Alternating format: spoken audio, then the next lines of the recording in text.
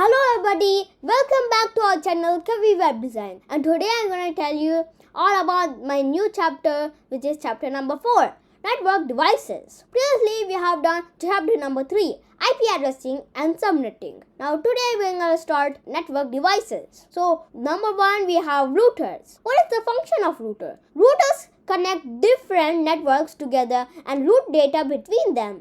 How does a router work? They use IP addresses to determine the best path for forwarding packets. The routers can connect to the internet and manage traffic between multiple networks. Now, what are the main key features of routers? The key features of routers is that it can perform network addresses translation or NAT. It can provide firewall capabilities, support various protocols like OSPF, BGP and many more. So as you can see here in this first diagram here, this is a real life router, and here in the second diagram here, this is a router here, and this router is connecting two different networks together. Now let's move on to the next slide. Now here we're moving on to the next network device, which is the switch. What are the functions of the switch? The functions of the switch is that switches connect devices between the same network, example computer in a LAN. Now how does a switch work? They use MAC addresses to forward data to intended recipient, reducing collisions and improving network efficiency. Now, what are the main key features of switches? The key features of switches is that it operates at layer 2, the data link layer of the OSI model. So, previously at chapter number 2,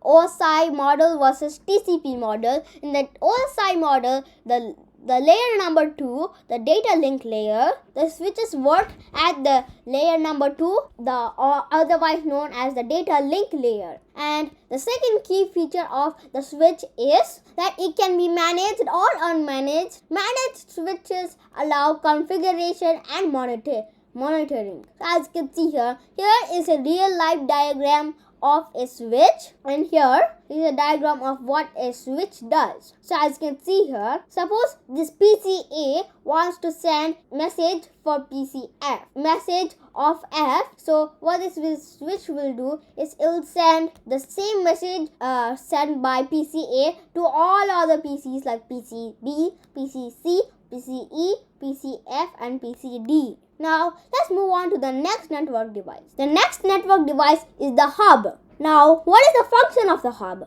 Hubs are basic networking devices that connect multiple Ethernet devices, making them act as a single network segment. Now, how does a hub work? Hub transmits data packets to all connected devices regardless of the destination. This can lead to collisions and increased network traffic. Now, let's see what are the main key features of hub. The key features of hub is that it operates at the layer 1 physical layer of the OSI model. So in chapter 2, two chapters back, we have learned about the OSI model and the TCP model. In OSI model, layer number 1 is used with hubs, or the physical layer is used with hubs. And the second key feature of hubs it is generally considered obsolete due to inefficiency, replaced by switches in most networks. So as you can see here is real life diagram of a hub. So as you can see here it's written D-Link at the top. Now let's see what is the diagram over here on the second image. So as you can see here is the same diagram as before. That's because hubs are almost like switches, but hubs make more network traffic for other devices. Now let's move on to the next slide. Switches, functions and importance in LANs. Now what are the functions? Number 1, we have data forwarding. Switches forward data frames using MAC addresses. So let's see what is the second function of the switch. The second function of the switch is learning the MAC address. They build a MAC address table to direct traffic efficiently. And now let's see what is the third function of the switch. It reduces collisions. Each port operates independently, minimizing data collisions unlike hubs. Now let's go to the fourth function of the switch. The fourth function of the switch is it supports VLAN and it enables logical segmentation of networks for better management. Number 5, here we have quality of service or QoS. Prioritizes in traffic for critical applications. Now let's see what is the importance of switches. Now here, the first importance of switches is the efficiency. It directs traffic to intended recipients, reducing unnecessary transmissions. Now let's move on to the second importance. The second importance is performance. It improves bandwidth utilization and speeds up data transmission. Now let's move on to number 3, which is scalability. It is easily accommodates new devices without extensive reconfiguration. Let's move on to the number 4, which is network segmentation. It enhances security and performance through local isolation. Now let's move on to the fifth importance of the switch, which is security. It implements features like port security to prevent unauthorized access. Let's move on to the sixth one, which is cost efficiency. It provides a high functionality at low cost. Now, as you can see here in this diagram here I have a diagram saying the benefits of Ethernet switches in LANs. The first benefit is that it has increased speed and bandwidth.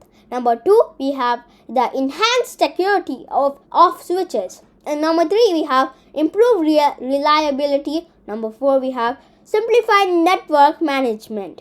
And number 5, we have cost efficient. Now let's move on to the next slide. Wireless devices, access points, modems and repeaters. Now what is the function of access points or APS? So what are the functions of access points?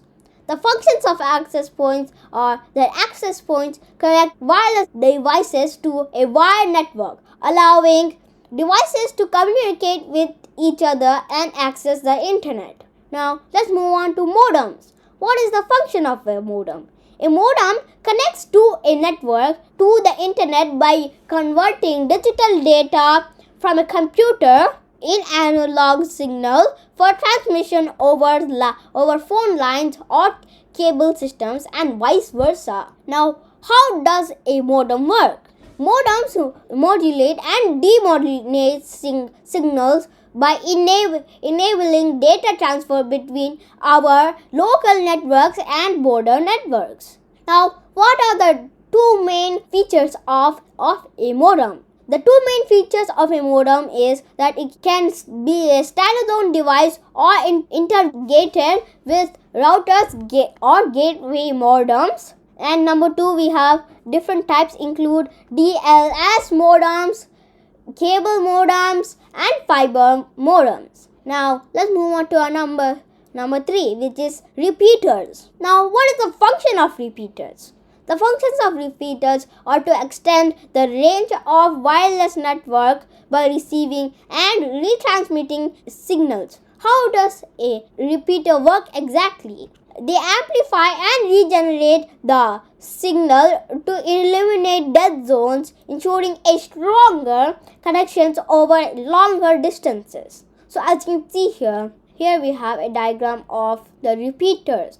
Now as you can see here in the first diagram here the network is given to a server called ISP server, and then it will be rerouted to the main router which has an IP address of 192.168.1.1, and it will give internet all the way to a repeater which has an IP address of 192.168.1.2, and it gives in the internet to the other devices over there. Now, as you can see here in the second diagram here, as you can see here we have a computer which has Wi-Fi and a laptop which does not have a Wi-Fi. So what the internet does is the internet will give internet to a modem, and the modem will give the internet to a wireless access point which either gives internet to computers directly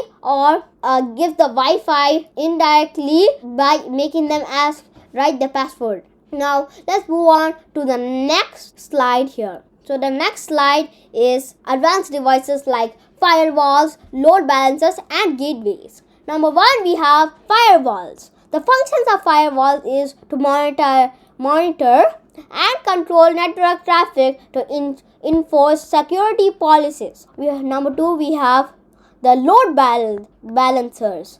The load balancers function is to distribute traffic across multiple servers to optimize resources use and prevent overload. And number 3, we have the gateways. The gateways function is to connect to different networks, translating protocols and data format. Now let's take a quick summary of what is firewall, load balancer and gateways. So firewalls protect networks from unauthorized access. And number 2, we have load balancer. Load balancer enhances the application performance. And number 3, we have the gateways. Gateways enable communication between different network types. Now, as you can see here in this diagram here we have a load runner and a laptop with the J meter. So they're both doing API calls and then calling some other people like the backend API and the second backend API here. So the API calls will go to the firewall and it will monetize their API calls and then give it to the load balancer, which distributes it to the gateways here, and then the gateways gives it back to a firewall, and then the firewall gives it to a load balancer, and then after that the load balancer will give the API calls to both of these backend API by finding their IP addresses. So folks, that's it for today. And if you like this video and you want to support us, please like, share, subscribe to our channel Kavi Web Designs. And this is Bhavik signing off.